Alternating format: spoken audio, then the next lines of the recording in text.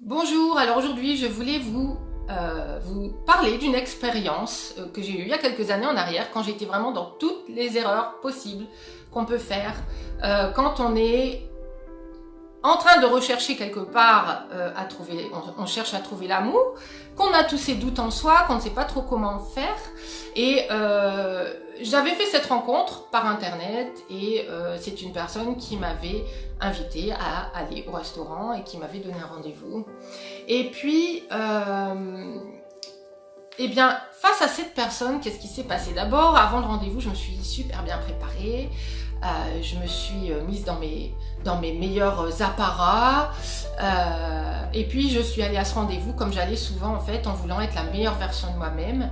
Et pour moi, la meilleure version de moi-même, c'était vraiment quelque part encore dans la surface des choses. C'est-à-dire que je m'étais mise sur mon 31, mais un 31 super sexy, super féminin, ce que je pensais être moi le féminin, qui allait forcément attirer cette personne. Pourquoi? Parce que j'avais vu sur son profil que c'était un homme super bien, qui devait certainement attirer des femmes vraiment qui étaient beaucoup plus présentables que moi, qui avaient vraiment ce truc en elles qui était magique, qui étaient finalement des divas, des femmes fatales.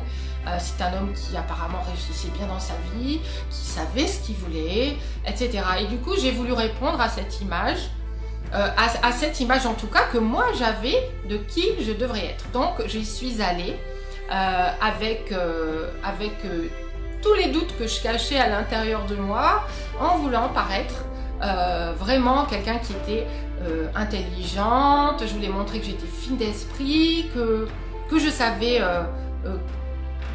ma valeur, que j'avais vraiment une certaine idée de ce que je recherchais. Vraiment, je m'étais mis en tête tout ce qui se passe dans notre mental quand on va à un rendez-vous en voulant que ça réussisse et en faisant tout pour que ça ne réussisse pas, évidemment. Et je voudrais aller plus en détail là-dedans avec vous aujourd'hui. Parce qu'en fait, c'est ce qui se passe pour la majorité des femmes que j'ai au téléphone. En fait, elles ont une idée mal perçue de ce que recherche un homme en fait à un premier rendez-vous. Donc évidemment qu'être dans votre plus belle version, c'est idéal, ok? On va rayonner, on va se montrer sur notre plus beau jour, mais la plus belle version, c'est pas forcément celle que l'on croit. Et surtout, c'est pas forcément celle qui va attirer un homme sur le long terme. Alors certes, en fait, quand vous êtes en train de montrer finalement la surface des choses, d'accord? Vous êtes en train de montrer votre surface, eh bien ça va résonner avec la personne qui est en face de vous, d'accord? Et cette surface, il va y répondre lui-même, quelque part en surface aussi, d'accord? Qu'est-ce qui va faire qu'un homme va réellement se connecter avec vous?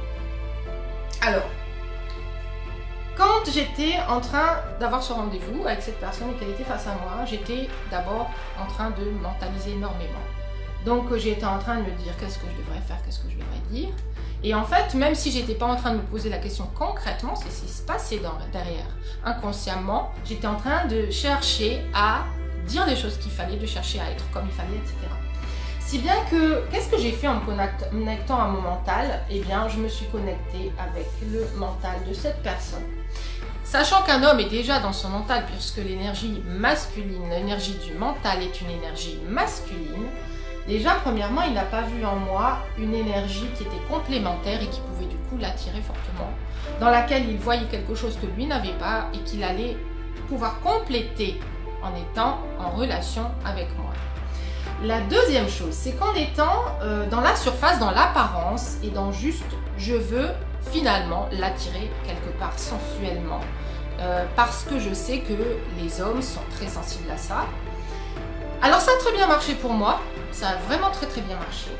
Mais au final, c'est pas du tout ça que je recherchais et c'est pas du tout ce qui m'a permis que cette personne me rappelle, me recontacte ou me demande de mes nouvelles après notre rendez-vous, etc. J'ai bien vu qu'il y avait une accroche, mais c'était pas du tout l'accroche que j'avais ressentie et que je voulais ressentir avec une personne. Du coup, cette accroche-là, eh bien, c'était encore une fois une accroche de surface, en plus qui n'allait pas durer longtemps, qui est une accroche purement sexuelle. D'accord? Donc forcément que vous allez pouvoir attirer quelqu'un assez facilement comme ça, et du coup, c'est la première façon à laquelle on pense. On se dit, ouais, je vais me rendre super sexy, je vais être super attirante et je vais attirer les personnes vers moi. Ça peut être un premier pas, oui, mais c'est pas ça qui va faire que vous allez vous connecter avec lui, en tout cas, lui avec vous. Parce qu'un homme qui est prêt à s'engager va avoir besoin de s'engager avec autre chose. Et alors, pourquoi est-ce qu'on reste dans cette surface de qui nous sommes, dans une apparence? Déjà parce que premièrement, on se pose les mauvaises questions. Et on se donne surtout les mauvaises réponses. Et en fait, il faut savoir déjà ce qu'un homme recherche. Donc déjà, dans notre mental, déjà on est dans notre mental, ça c'est un premier point. Mais si on est dans notre mental, c'est qu'on est dans notre peur de nous montrer véritablement tel que nous sommes à l'intérieur de nous. Et à l'intérieur de nous, qui nous sommes, eh bien ça se passe là, ça se passe dans notre cœur. Et en fait, là, je vais vous parler d'authenticité, d'être soi, d'être connecté à ce qu'on ressent, à qui on est vraiment, à l'intérieur de soi. Et qui on est vraiment, c'est pas juste la personne qui rayonne, c'est aussi la personne qui a ses doutes, c'est la personne qui vit des challenges au quotidien, c'est la personne qui a une vie de fou, peut-être de folle, qui n'arrête pas de courir. C'est aussi la personne qui a tous ses rêves, toutes ses envies, etc. D'accord? Et dès lors que vous allez vous connecter avec votre propre authenticité, vous allez pouvoir commencer à vous montrer tel que vous êtes cette personne. La deuxième chose, c'est que vous allez vous connecter à votre vulnérabilité. Donc, ce qui en découle, c'est que tout n'est pas forcément parfait. Tout n'est pas forcément parfait. Vous n'êtes pas toujours au top dans votre vie. Vous n'êtes pas toujours cette surface parfaite. D'accord? Et ça, il va falloir tout simplement l'accepter en vous.